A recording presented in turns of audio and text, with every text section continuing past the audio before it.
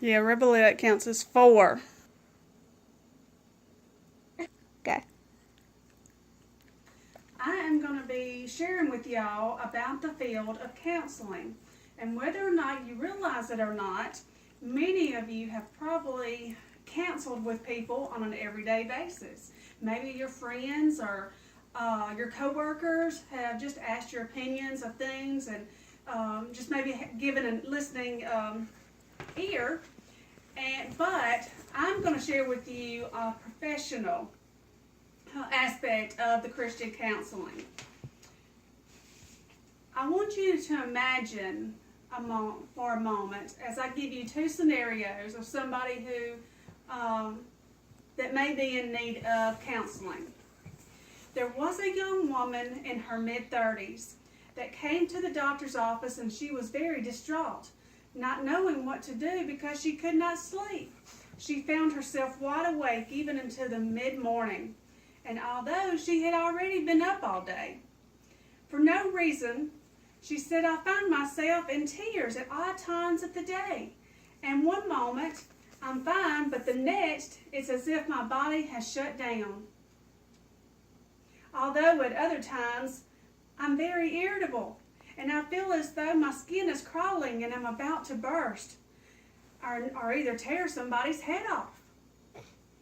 Could I be going through the change of life already? She asked her doctor. Well, after blood test, they concluded the diagnosis came back as anxiety. Now there's a client number 2, patient number 2. The next patient the doctor sees, the patient does not say a word. Only when spoken to, and not even much then. The doctor senses that something is wrong or doesn't seem quite right, so he begins to dig a little bit by asking some more questions. He first asks, so how is your appetite? I see you have lost some weight, and that is great, but what are you doing to lose it? Oh, not really anything, the patient responds. And the doctor knew that this patient loved tennis, so he started to ask her about her tennis playing. So how's your tennis playing going? Have not been at it much lately, she said, disappointingly. Oh, really? And how come? Her doctor cried. Then the real reason came to surface as she told her recent loss of her husband to a fatal heart attack at the early age of 45. This patient was going through depression from the loss of a loved one and not knowing how to continue on with life without him. Those are just 2 examples of many that need help in coping with the curveballs that life sometimes brings us. Many people cope in different ways and do fine, but yet there's other people who may need just a little bit of help with the changes and changes in life, especially with sudden traumatic changes. When I think of depression, I think of the book and movie of Anne of Green Gables. I'm not sure if y'all have heard of that one before, but if you have, you will remember a red-headed little girl who was very distraught, and she said very dramatically, oh, I'm in the depths of despair. And it was quite actually funny. But to the young girl, although as dramatic as she was, it was very serious to her. To her, she was in the very depths of despair of what her situation was going on. But we have to remember that whatever each person is going through, no matter how insignificant that it may be to us, to them, we have to remember that it is very significant and very important to them. If you care about another person's mental well-being, that contributes to healthy spirit, and counseling just might be the right profession for you. Anyone who in any way leads to nurturing people is a shepherd who is responsible for the care of another. Psalms 23 explains from a biblical perspective what a good shepherd is and how a shepherd relates to counseling. And it states, the Lord is my shepherd, I shall not want. He makes me lie down in green pastures and leads me beside the still waters. He refreshes my soul. He guides me along the right paths for his name's sake. And even though I walk through the valley of the shadow of death, I will fear no evil, for they comfort me. You prepare a table before me in the presence of mine enemies. You anoint my head with oil, and my cup overflows. Surely in goodness and mercy will follow me all the days of my life, and I will dwell in the house of the Lord forever. Now, there is a minor side and a major side to mental health, but today I'm going to talk to you about the minor side. The minor side is where some people just need a little bit of help of coping with the issues in life. Some are life changes or even life traumatic events, and life changes could be even just a blending of two different families, merging two families into one. It could be a major event, dealing with a sudden diagnosis of cancer and all the changes that it brings, or dealing with the loss of a loved one. In the past, there has been a stigma labeled to counseling, and that some people at some point in their life believe. And that stigma is that if a person is going to a counselor, they must be a very weak person, or someone who is mentally crazy, as some people say. This stigma is actually a very false label, and oftentimes for the Christian is actually nothing but a lie that Satan wants to plant in the mind of others to believe about themselves. Yet on the contrary, counseling is admitting that you need guidance and wisdom by a professional or someone who has walked in those shoes before. There are several different styles of counseling, and one is individual, one-on-one basis, and the other is group counseling. A person in need of group counseling might be parents without a control teenager, or a group of parents together discussing hope, how each one copes with sharing their story. A group style could also work in the case of an angry teenager. Somebody tries to hurt themselves, getting their feelings out in the open, hearing how others feel, and it also can help them see how other parents or other situation is handled and is better taken care of, and might give others ideas. This group therapy also helps others relate and just helps to learn with these issues. Now, there are many types of counseling that many people get counseling for. What is considered okay? Is it okay to go see a counselor for one thing and not another?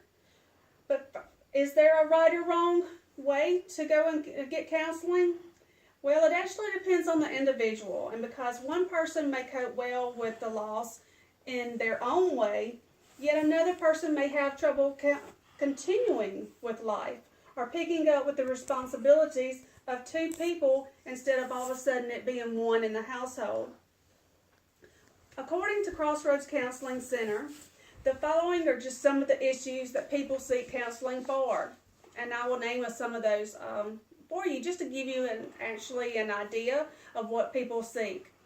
Help with anxiety and stress, anger management, chemical dependency and addictions, communication and conflict with anger management. This can be with two families that are two single parents, they're married, and then they have two blended families together. You can also get help on compulsive behaviors. This could be with teenagers, or this could be something that an adult does that maybe help them deal with an OCD, depression, eating disorders, infertility, helping with women deal with things like this, trauma and abuse, weight control, many women's issues. There's also families and relationship issues, like we've talked about before with blended families, divorce recovery. If you look in another aspect for ministry, there's also counseling for ministers' wives and pastors. And there's also behavioral problems, parenting, teen, adolescent counseling, and also play therapy that also helps a lot with children. Counselors in the workforce, I would like to tell you about is many marriage and family therapists work in private practices. If you are interested in going into something like this for this field, that may be one way that you could do that. Or there's also hospitals and mental health and substance abuse centers and nursing homes. Now, somebody who is on their own private practices, they establish their own hourly rates, and they're also scaled on a scale from depending on the wages of somebody has. It's on a sliding scale rate there. But also according to the BLS, the marriage and family therapist earned a median salary on $48,600 in 2015. Now the highest paid was $81,960, but this was also as far as hospitals, mental health, and things like that, on a home or in-home or a private practice. It could range from the higher standards to could range just a different variety from that. The future outlook for counselors is actually very bright because there will always be a job in need, whether it be in social work, health care, or meeting the needs of other clients individually. Counseling is predicted to grow 3 times the rate of other professions. As people needs grow and crisis happens, there will also be a need to help others. It could be in the secular world or also in the church setting or nonprofit settings. The United States Bureau of Labor and Statistics reports that the mental health counseling jobs in 2012 was 1,208,400. The Bureau predicts that the number of counselors by 2022 will be 165,100. That's an additional 36,700 jobs. Now, as we looked at this a little bit from the secular world side of view, I want to give you a perspective from the biblical view. How does God view the counselor? More than ever, people are confused as to what is going on in the world today. Not also, but what is going on in the world, but also within themselves. The God-given gift of sympathy, listening, guidance a counselor may have can embrace a client who is struggling and searching for truth and wisdom. Known to them or not, a counselor is a shepherd, and people are the sheep. Sheep are wanderers, and occasionally they get off the beaten path. The sheep is dependent on the shepherd to guide them back to the right path in life. And knowing how a counselor can benefit the hurting actually shows how to save a life.